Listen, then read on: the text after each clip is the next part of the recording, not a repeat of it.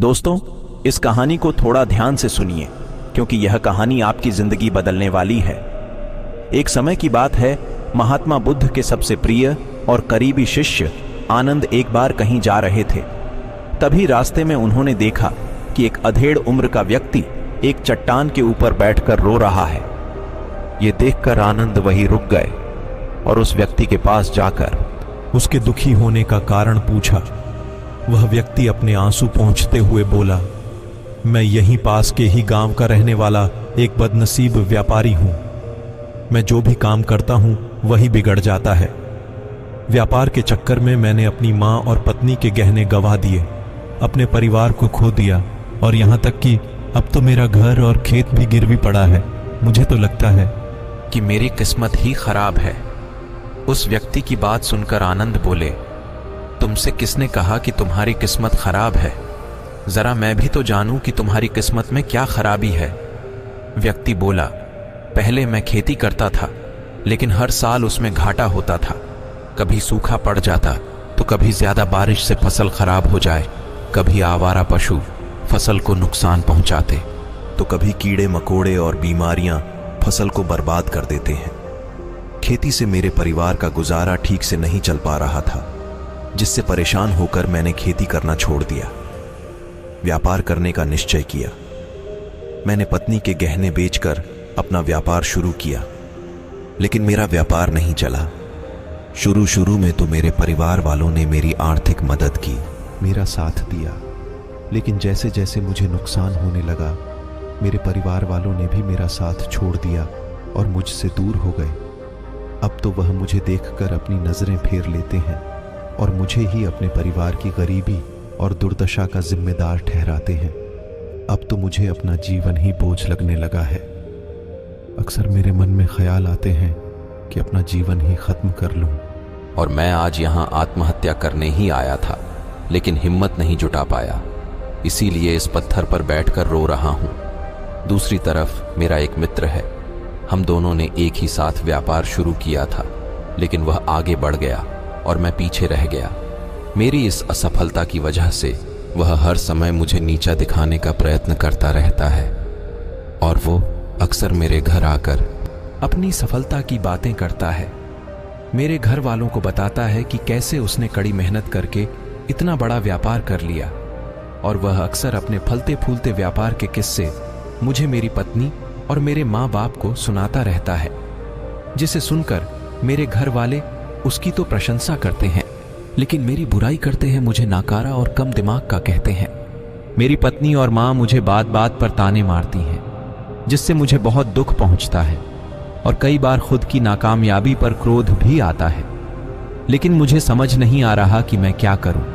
यह सुन भिक्षु आनंद ने पूछा, तुम्हें किस बात का दुख होता है?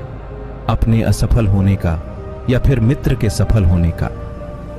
सवाल सुनकर वह व्यक्ति एक पल के लिए सोचा और फिर बोला, अगर सच कहूं तो मुझे अपने असफल होने का उतना दुख नहीं होता जितना कि मित्र के सफल होने का होता है। भिक्षु आनंद ने अगला प्रश्न किया, अगर तुम्हारा मित्र व्यापार में असफल हो जाता और तुम सफल हो जाते तो क्या तुम खुश होते? व्यक्ति ने कहा, हाँ, मुझे बहुत खुशी होगी। आनंद बोले, इसका मतलब कि तुम्हारी खुशी तुम्हारे मित्र पर निर्भर करती है। अगर वह चाहे तो तुम्हें खुश कर सकता है और अगर वह चाहे तो तुम्हें दुखी भी कर सकता है। तुम स्वयं से ना तो खुश हो सकते हो और ना ही दुखी हो सकते हो। भिक्षु की बातें सुनकर व्यक्ति थोड़ी देर के लिए सोच में पड़ गया और फिर बोला, आपकी बातें सुनकर मुझे कुछ आशा बन रही है। तभी भिक्षु आनंद ने कहा, जब हम किसी से आशा बांध लेते हैं तो उस पर निर्भर हो जाते हैं, फिर हमारी खुशी और दुख भी उसी पर निर्भर करने लगते हैं। इसीलिए सबसे बेहतर है कि तुम स्वयं से ही आशा रखो। जब तुम ऐसा करोगे और साथ ही पूरी मेहनत और ईमानदारी से काम करोगे तो तुम्हें सफलता अवश्य प्राप्त होगी। तुम्हें लगता है कि तुम्हारा मित्र तुम्हें नीचा दिखाने आता है, दुखी करने आता है, पर अगर ईमानदारी से विचार करो तो वह बातें तो सच्ची ही कहता है। वह अपने संघर्ष और अनुभव की बातें बताता है। तुम उन बातों से बहुत कुछ सीख सकते हो। तुम्हें तो इसके लिए उसका धन्यवाद करना चाहिए। कि तुम्हें घर बैठे इतने सारे अनुभव मिल रहे हैं। तुम अनुभवों का लाभ उठाओ, नई शुरुआत करो, ईमानदारी से कर्म करते जाओ, हार मत मानो। एक दिन तुम्हें सफलता जरूर मिलेगी। आज तुम जिसे अपना बुरा वक्त या बुरी किस्मत कह रहे हो, एक दिन यह बदल जाएगी और इसी के साथ तुम्हारी सोच और विचार भी बदल जाएंगे। और देखना, जब तुम्हारा अच्छा समय शुरू हो जाएगा, तब तुम्हारा मित्र भी तुम्हें अपनी सफलताओं की कहानियां नहीं सुनाएगा, तुम्हें अपनी असफलताओं और परेशानियों की बातें बताएंगे, ताकि तुम उसकी बातें सुनकर भ्रमित हो जाओ, तुम्हारा आत्मविश्वास डगमगा जाए और तुम गलत निर्णय ले सको। लेकिन उस समय भी तुम्हें अपने ही बुद्धि का प्रयोग करना होगा, स्वयं पर विश्वास रखना हो। जिस प्रकार तुम्हारा मित्र आज तुम्हें दुखी करने आता है, वैसे ही वह उस समय भी तुम्हें दुखी करने आएगा, क्योंकि जिस तरह उसे दुखी देखकर तुम्हें मजा आता है, ठीक उसी तरह उसे भी तुम्हें दुखी देखने में उतना ही मजा आता है। व्यक्ति ने कहा, आपने सही कहा मुनिवर, लेकिन मेरा सबसे बड़ा दुख यह है कि मेरे परिवार के लोग भी इसमें शामिल हैं। वास्तव में मैं तो अपने परिवार के लिए अच्छा करना चाहता था, उन्हें खुश रखना चाहता था, लेकिन वह भी मेरी बातों और भावनाओं को नहीं समझ रहे हैं, मुझे ही गलत कहते हैं, और पिछले कुछ समय से तो वह मेरे साथ भी नहीं है।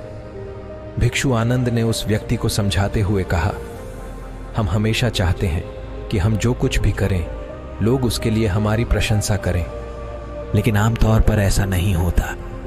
लोग हमारे पास आकर तारीफ नहीं करते, जिससे हम दुखी हो जाते हैं। हमें लगने लगता है कि हमारे मित्र, रिश्तेदार, घर वाले सब स्वार्थी हैं। लेकिन अगर तुम किसी को अपना परिवार मानते हो और उसके लिए कुछ करना चाहते हो, तो फिर तुम ऐसा क्यों सोचते हो कि तुम दूसरों के लिए कुछ कर रहे हो? वास्तव में तुम अपनी खुशी के लिए कुछ कर रहे हो, क्योंकि उन्हें खुश देखकर तुम्हें ही खुशी होती है। अगर तुम ऐसा मानकर चलते हो कि तुम दूसरों के लिए कुछ कर रहे हो, तो तुम दुखी रहोगे। लेकिन अगर तुम्हें लगता है कि तुम स्वयं के लिए कर रहे हो, तो तुम खुश रहोगे, क्योंकि जब हम स्वयं के लिए कुछ करते हैं या करना चाहते हैं, तो हमें इसके लिए सांत्वना की जरूरत नहीं पड़ती। भिक्षु आनंद की यह बातें सुनकर उस व्यक्ति के चेहरे के भाव पूरी तरह से बदल गए। उसने कहा, आप सही कह रहे हैं। मैं समझ गया कि अब तक मेरी किस्मत इसीलिए खराब थी क्योंकि वह दूसरों के हाथों में थी। लेकिन अब से मैं अपनी किस्मत को अपने हाथों में रखूंगा, फिर से प्रयत्न करूंगा पूरी लगन और ईमानदारी से। और जब तक सफलता नहीं मिल जाती है, चैन से नहीं बैठूंगा। उस व्यक्ति की बात सुनकर आनंद मुस्कुराए और उसे एक छोटी सी डिबिया देते हुए कहा, इस डिबिया को हमेशा अपने साथ रखना। इसमें एक ऐसा मंत्र है जो तुम्हें बड़े से बड़े दुख से भी बाहर निकाल लेगा। लेकिन इस डिबिया को तभी खोलना जब तुम्हारे सारे रास्ते बंद हो जाएंगे, कोई उम्मीद नजर ना आए और तुम्हें लगने लगे कि सब व्यर्थ है, ये दुनिया व्यर्थ है और यहां रहना भी व्यर्थ है। व्यक्ति ने भिक्षु का धन्यवाद किया और उस डिबिया को लेकर अपने घर वापस आ गया। उसने नए उत्साह के साथ दोबारा अपने व्यापार की शुरुआत की और इस बार उसका व्यापार चल पड़ा। व्यक्ति अपनी मेहनत और लगन के बल पर बस कुछ ही सालों में वह एक बड़ा व्यापारी बन गया। उसके परिवार वाले भी उसके साथ आ गए और उसका जीवन बहुत ही सुख, शांति और समृद्धि के साथ बीतने लगा। लेकिन समय और किस्मत के खेल को आज तक ना कोई समझ पाया है और ना कोई समझ पाएगा। यह सदा एक जैसा नहीं रहता, यह बदलता रहता है। उस व्यक्ति के जीवन में भी बदलाव आया। वही व्यक्ति जिस राज्य में रहता था, उस राज्य पर पोसी राज्य के राजा ने हमला कर दिया। उस हमले और लूटमार में उस व्यक्ति का सारा धन भी लूट लिया गया। उसके दुकानें और घर सब जला दिए गए। जान बचाने के लिए उसे अपने परिवार के साथ वहां से भागना पड़ा। व्यक्ति अपने परिवार के साथ कई दिनों तक इधर उधर भटकता रहा। वह दाने दाने को मोहताज हो गया। उसका बच्चा भी बीमार हो गया और इलाज के अभाव में बीमारी से बुरी तरह रहने लगा। यह देखकर उसका हृदय चित्कार कर उठा। उसके पास अपने बेटे के इलाज और परिवार को खिलाने के लिए धन के नाम पर एक सिक्का भी नहीं था। वह अंदर से बुरी तरह से टूट गया। ऐसे में उसे एक बार फिर से निराशा ने घेर लिया।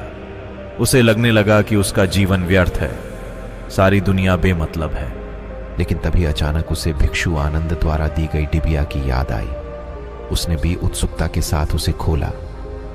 उस डिबिया के अंदर एक पर्ची रखी हुई थी। उस पर्ची पर कुछ लिखा हुआ था। उस पर्ची को उसकी आंखों के सामने छाया हुआ निराशा का अंधेरा छट गया और वह एकदम से मुस्कुरा उठा। उस पर्ची पर लिखा था, यह वक्त भी गुजर जाएगा। दोस्तों, यह कहानी हमें सिखाती है कि समय के खेल को समझना संभव है। यह हमेशा बदलता रहता है। इसीलिए बुरी परिस्थितियों में हमें अत्यधिक निराश नहीं होना है। आत्मविश्वास बनाए रखना है, क्योंकि समय बदलता जरूर है।